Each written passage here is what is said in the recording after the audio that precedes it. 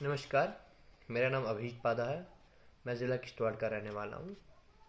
मैं आपके सामने उस ऐतिहासिक घड़ी के एक महान नायक के बारे में बताने जा रहा हूँ, जिसके परिणाम में हमको आज़ादी मिली।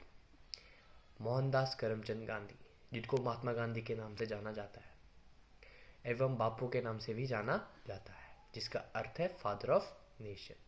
उनका जन्म 2 अक्टूबर 1869 में पोरबंदर, गुजरात में हुआ था। उनकी माता का नाम पोतलीबाई था, जो एक सरल और भक्ति स्वरूप की महिला थी। वहीं उनके पिता का नाम करमचंद उत्तमचंद गांधी था, जो उस समय की राजकोट की सियासत के प्रधान थे। उनकी प्राइमरी एजुकेशन और सेकेंडरी एजुकेशन वहीं राजकोट में हुई एवं उनकी आगे की शिक्षा, जो कि वह लॉ में करना चाहते थे, वह यहाँ की परिस्थितियों से प्रभावित नहीं थे। इसलिए उन्होंने ये चीज़ डिसाइड किया कि मैं अपने आगे की पढ़ाई लंदन में करूँगा। लेकिन लंदन जाने के लिए उस वक्त हमारे देश में लंदन के हम गुलाम थे, जिसकी वजह से अगर वह चाहते कि वह लंदन में जाके पढ़ाई करे, उनकी वजह से उसको अपनी ही जाति से बहिष्कृत किया गया था। लेकिन उनका जो निष्ठ मन था, उसके प्रति वो पढ़ाई के प्रति इतने प्रेमी थे, इसकी वजह से उन्होंने 1888 में अपनी पूरी फैमिली को छोड़ के वह लंदन नॉर्थहैम्पटन चले गए थे। वहाँ उन्होंने अपनी पढ़ाई पूरी की, काफ़ी वक्त वहाँ उन्होंने बिताया। उसी बीच वह एक व्यक्ति से वहाँ मिले, जो कि उनसे प्रभावित होकर उन्होंने भगवत गीता को इंग्लिश में ट्रांसलेट किया था, जो थे हमारे एडविन आर्नोल्ड, जो कि गांधी जी से प्रभावित हुए थे। उसके बाद उन्होंने अपने 21 वर्ष साउथ अफ्रीका में बिताए, जहां उन्होंने काफ़ी नेशनलिस्ट वर्क किए वहाँ पे, जिनमें से उनका एक था ये उन्होंने जो एम्प्लॉयमेंट ऑफ सिविल राइट्स वहाँ पे किए थे, ठीक है, नॉन वायलेंस वहाँ पे किया था। उसके अलावा वह जब 1915 में भारत वापस लौटे थे साउथ अफ्रीका से, तो वह इतने फेमस हो चुके थे उस वक्त पे कि उनका जो नाम था वो पॉलिटिक्स में जाना जाता था, जिसके कारण उनको 1915 से लेकर 1921 तक कई ऐसे कार्य करने पड़े, जिसकी वजह से उनको एक पॉलिटिक्स में एक बेस मिला। जिसके बाद उन्होंने अनटचेबिलिटी रिमूव की, पॉवर्टी रिमूव करने के लिए उन्होंने काम किया एवं वुमेन्स के राइट्स के लिए काम किया, और रिलीजियस कॉन्फ्लिक्ट्स उन्होंने रिमूव किए, जिसके चलते 1981 में उनको नेशनल कांग्रेस का लीडरशिप मिला। जिसके चलते उन्होंने एक ऑर्गेनाइजेशन बनाई, जिस ऑर्गेनाइजेशन में उन्होंने ब्रिटिशर्स के खिलाफ काम करना शुरू किया, जो कि एक अहिंसा का मार्ग था।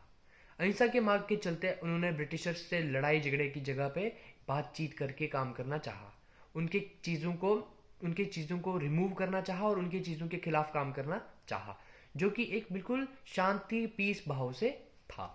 जैसे कि उन्होंने पहला कार्य जो अपने काम में किया, जो सबसे इम्पोर्टेंट काम माना जाता था, वो क्या है, डांडी मार्च, जहां उन्होंने 400 किलोमीटर पैदल चल के ये प्रोटेस्ट किया था, किसके खिलाफ, ब्रिटिशर्स के खिलाफ, कि वो सॉल्ट से टैक्स हटा दे, जो कि एक सक्सेसफुल कैंपेन था।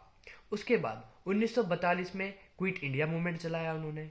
1942 से लेके 1947 तक इतना टेंस माहौल में उन्होंने एक लीडरशिप चलाई अपनी, और लीडरशिप के चलते उन्होंने 15 अगस्त 1947 में ब्रिटिशर्स को भारत छोड़ने पे मजबूर किया, और 15 अगस्त को एक आज़ादी दिवस हमारे लिए बना दिया।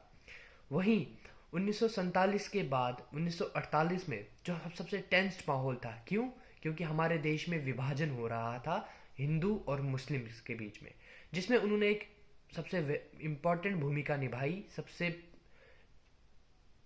एक तरह से हम कह सकते हैं कि सबसे इम्पोर्टेंट तरीके से उन्होंने अपने आप को सामने लाया। उन्होंने प्रोटेस्ट करना चाहा कि हम भारत में विभाजन नहीं करेंगे, लेकिन वहाँ पे कुछ ऐसे नेशनलिस्ट थे जो चाहते थे कि भारत से में विभाजन हो, पाकिस्तान बने, मुस्लिमों को अपनी कंट्री मिले और हिंदुस्तान में सिर्फ हिंदू रहे।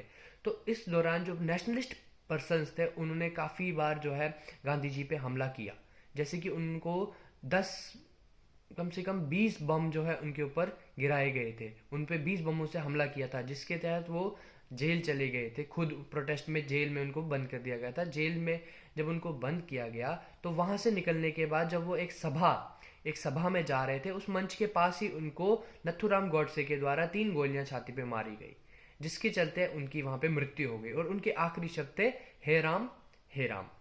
तो उनको इज्जत देते हुए उनकी जो ये लाइफ टेन्योर था, जो उनके 73 साल का लाइफ टेन्योर था, उनकी परीक्षा चल रही थी, उनके परीक्षण के चलते उनको जो सफलताएं मिली, उस सफलता के तौर पे 2 अक्टूबर को हम उनको एक श्रद्धांजलि के रूप से उनका जन्म दिवस मनाते हैं हर वर्ष।